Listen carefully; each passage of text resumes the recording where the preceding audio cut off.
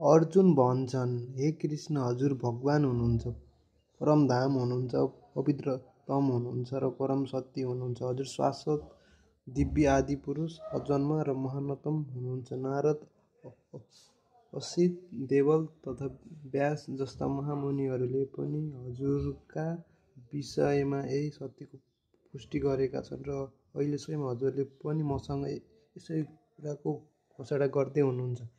हे कृष्ण, हजुरले जे भन्नुभएको छ म त्यसलाई पूर्ण रूपले सत्य मान्दछु। हे प्रभु, हजुरको स्वरूपलाई न देवताहरूले न असुरहरूले नै बुझ्न सक्छन्। भगवानबाट भगवत गीता सुनिसकेपछि अर्जुनले कृष्णलाई परमका रूपमा स्वीकार गरे। प्रत्येक जीव परम हो, तर भगवान परम जीव वा परम हुनुहुन्छ। उहाँ नै सबैको परमाश्रय या परमधाम हुनुहुन्छ। उहाँ पवित्रतम हुनुहुन्छ, अर्थात् उहाँ अति शुद्ध हुनुहुन्छ। त्यसैले कुनै पनि भौतिक कल्मस वा सङ्क्रमणले उहाँलाई छुन सकेको छैन। अनि पुरुषोत्तम भन्ने शब्दले यहाँ परम भोक्ता हुनुहुन्छ भन्ने जनाउँछ। यसरी नै शाश्वतम भनेको आदि तथा सनातन हो र दिव्यम भनेको दिव्य वा अलौकिक हो। आदिदेव भनेको भगवान हो। अजन्म भनेको अजन्मा हो र विभुम भन्नाले महानतम भन्ने अर्थ बुझिन्छ। कसैले के पनि सोच्न सक्दछन्, अर्जुन कृष्णका मित्र थिए, त्यसैले यी भनाइहरू उनले आफ्ना मित्र कृष्णको चाप्लुसी गर्नको लागि मात्र भनेका हुन् र भगवद्गीता पढ्ने पाठकहरूको मनमा उत्पन्न हुन सक्ने यस्ता शङ्काहरू निर्मूल पार्नको लागि स्वयं अर्जुनले यहाँ भन्छन्, मैले मात्र कृष्णलाई भगवान मानेको नभएर नारद, असित, देवल तथा व्यासदेव जस्ता महापुरुषहरूले पनि उहाँलाई भगवान भनेर स्वीकार गरेका छन्। यस्ता धेरै महापुरुषहरू छन् जसले समस्त आचार्यहरूद्वारा स्वीकृत वैदिक ज्ञानको प्रचार गरेका छन्। त्यसै गरी अर्जुन पनि भगवान श्रीकृष्णले जे जस्तो भन्नुभएको छ त्यसलाई पूर्ण रूपले सत्य मान्दछन्। सर्वमेतद्घृतमन्ये, अर्थात् हजुर जे भन्नुहुन्छ म त्यसलाई सत्य मान्दछु। अर्जुन फेरि भन्दछन्, भगवानको व्यक्तित्वलाई बुझ्न अत्यन्त कठिन छ। ठुला ठुला देवताहरू पनि उहाँलाई चिन्न असमर्थ हुन्छन्। मनुष्यभन्दा महान व्यक्तित्वहरूले उहाँलाई जान्न सक्दैनन् र उहाँको परम भक्त नबनी कसरी एउटा सामान्य मानिसले उहाँलाई चिन्न सक्ला।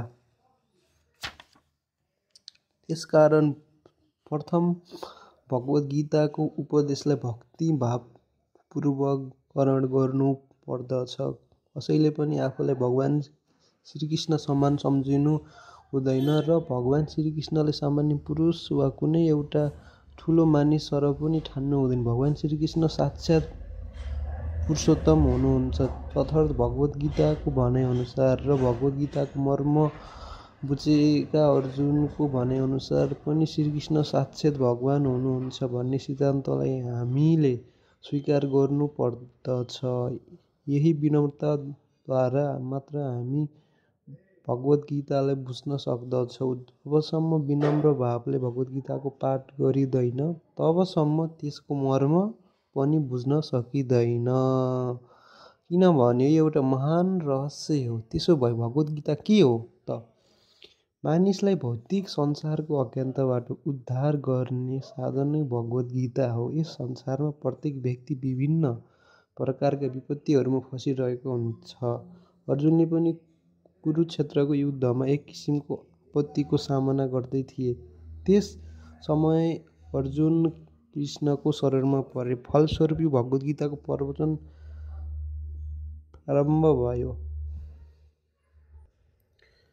अर्जुन मात्र होइन, हामी जस्ता प्रत्येक व्यक्ति यो भौतिक जगतका समस्याहरूले पीडित छौँ। हामी अस्तित्व नै अनिश्चितताको वातावरण रहेको छ, तर यथार्थमा अनिश्चितता वा मृत्युबाट हामी कहिले भयभीत हुनु हुँदैन। हाम्रो अस्तित्व सनातन छ, तैपनि कुनै न कुनै कारणवश हामी असतमा धकेलिएका छौ, जसको अस्तित्व छैन, त्यसलाई असत भनिन्छ। संसारमा कष्ट भोगिरहेका मानिसहरू धेरै छन् र तीमध्ये थोरैले मात्र म यस्तो विषम परिस्थितिमा किन आइपरेको हो भन्ने जिज्ञासा गर्छन्। जबसम्म मानिसमा आफ्नो कष्टप्रति जिज्ञासा उत्पन्न हुँदैन अनि जबसम्म उसलाई कष्ट भोग्नु पर्दा कष्टबाट मुक्त हुने उपाय खोज्नुमा अभिरुचि जाग्दैन, तबसम्म त्यसलाई पूर्ण मानवका रूपमा सम्झिनु पनि हुँदैन। जहिलेदेखि मनमा यस्ता प्रकारको जिज्ञासा जाग्न थाल्दछ, त्यसै समयदेखि मानिसमा स्वयं मानवता सुरु हुन्छ। ब्रह्मसूत्रमा यस्तो जिज्ञासालाई ब्रह्मजिज्ञासा भनिएको छ। अथातो ब्रह्मजिज्ञासा मनुष्यका सम्पूर्ण कार्यकलापहरू तबसम्म असफल भएको मान्नु पर्दछ, जबसम्म उसले ब्रह्मको स्वभावका विषयमा जिज्ञासा गर्न सुरु गर्दैन, जसका मनमा म कहाँबाट आएको हो, यस्तो कष्ट किन उठाउनु परिरहेको छ, मरिसकेपछि जाने ठाउँ कुन हो आदि प्रश्नहरू उठ्न सुरु हुन्छन्। तिनीहरू नै भगवद् गीतालाई सम्झन सक्ने सुपात्र विद्यार्थी हुन्। निष्ठावान विद्यार्थीमा भगवानप्रति दृढ आदरभाव पनि हुनु पर्दछ। अर्जुन यस्तै एक विद्यार्थी थिए। जब मानिसले आफ्नो जीवनको वास्तविक प्रयोजन बिर्सिदिन्छ, तब भगवान श्रीकृष्णले विशेष रूपमा त्यही प्रयोजनलाई पुनर्स्थापना गर्नको लागि अवतार लिनुहुन्छ। असङ्ख्य जागृत व्यक्तिहरूमध्ये कुनै एकका व्यक्तिले मात्र वास्तवमा आफ्नो स्थिति जानेको हुन्छ। यो भगवद् गीता तिनीहरूकै लागि भनेर दिएको हो।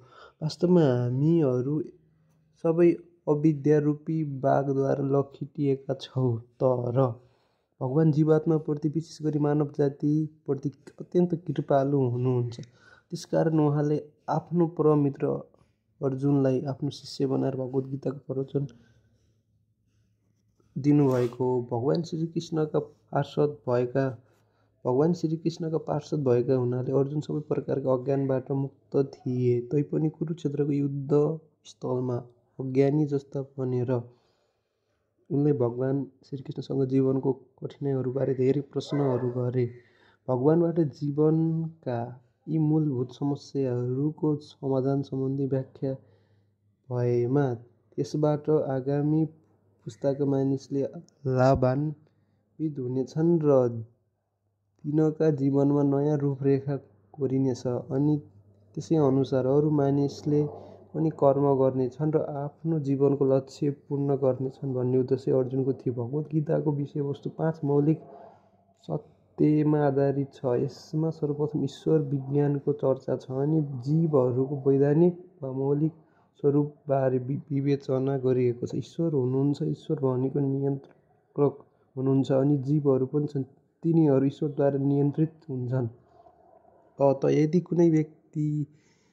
अत यदि कुनै जीवले आफूलाई कसैबाट पनि नियन्त्रित नभएको ठान्दछ र म स्वतन्त्र छु भन्ने ठान्छ, पक्कै त्यो उन्मादी हो भन्ने बुझ्नुपर्छ। कुनै जीव कुनै न कुनै प्रकारले सधैँ नियन्त्रित हुन्छ, विशेष गरी बद्ध अवस्थामा ऊ झन् नियन्त्रित हुन्छ। त्यसले भगवद् गीताको विषयवस्तु पनि नियन्त्रक ईश्वर तथा नियन्त्रित जीवसँग नै सम्बन्धित छ। यसमा प्रकृति, भौतिक प्रकृति, काल र कर्मको पनि व्याख्या गरिएको छ। यो दृश्य जगत विभिन्न किसिमका क्रियाकलापहरूले भरिएको छ। सम्पूर्ण जीवहरू भन्दा भन्दै कर्ममा लागेका छन्। भगवद् गीताबाट हामीले ईश्वर भनेको को हुनुहुन्छ, जीव भनेको के हो, प्रकृति के हो, दृश्य जगत के हो, यी सबै कालद्वारा कसरी नियन्त्रित छन् अनि जीवहरूका क्रियाकलापहरू के हुन् आदि कुरा सिक्नुपर्छ। भगवद् गीताका यी 5 मूलभूत विषयद्वारा के स्थापित भएको छ? भगवान कृष्ण नै ब्रह्म हुनुहुन्छ, परम नियन्त्रक हुनुहुन्छ, परमात्मा हुनुहुन्छ र उहाँ नै सबभन्दा महान हुनुहुन्छ। गुणका दृष्टिकोणले हेर्दा जीवहरू पनि परम नियन्त्रक भगवान समान नै छन्। उदाहरणका लागि भगवद् गीताका विभिन्न अध्यायहरूमा भगवान नै भौतिक प्रकृतिका सम्पूर्ण क्रियाकलापहरूमाथि नियन्त्रण राख्नुहुन्छ भन्ने कुराको वर्णन गरिएको छ। भौतिक प्रकृति स्वतन्त्र छैन।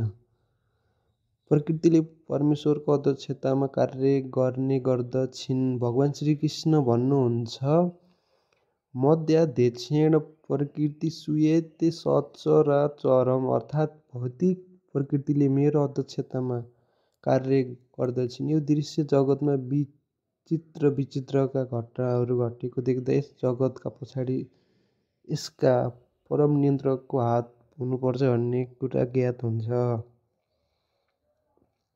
कहीँ न केही पनि कसैको नियन्त्रण बिना कुनै घटना हुन सक्दैन। यसैले नियन्त्रकलाई मान्दिन भन्नु केटाकेटीपन हो। उदाहरणको लागि कुनै बालक एउटा सवारी साधनबाट घोडाले वा अरू कुनै जनावरले नतानी आफै चलेको देख्दा छक्क पर्न सक्दछ। तर यो सवारी साधनको इन्जिनियरिङ व्यवस्था बुझेको मानिस त्यो देखेर छक्क पर्दैन। उसलाई त्यो यन्त्रका पछाडि मानिस वा कुनै सञ्चालक छ भन्ने जानकारी हुन्छ। ठिक त्यसै गरी परमेश्वर नै त्यो चालक हुनुहुन्छ जसका निर्देशनमा प्रत्येक वस्तुले कर्म गरिरहेको हुन्छ। जीवहरूलाई भगवानले आफ्नै अंशका रूपमा स्वीकार गर्नुभएको छ, जसको चर्चा पछिका अध्यायहरूमा गरिनेछन्। सुनको एउटा कण पनि सुन नै हुन्छ र समुद्रको एक थोपा पानी पनि समुद्र जस्तै नुनिलो हुन्छ। त्यसै गरी हामी जीवात्माहरू पनि परम नियन्त्रक ईश्वर वा भगवान श्रीकृष्णका अंश भएकाले हामीमा पनि सूक्ष्म मात्रामा परमेश्वरका गुणहरू विद्यमान छन्। हामी पनि परमेश्वरका अधीनमा रहेको सूक्ष्म ईश्वर नै हो। हामी प्रकृतिमाथि नियन्त्रण कायम गर्ने प्रयत्न गर्दछौँ। वर्तमानमा हामीहरू आकाशीय ग्रहहरू तथा अन्तरिक्षमाथि पनि आफ्नो आधिपत्य कायम गर्ने साहस गरिरहेका छौँ।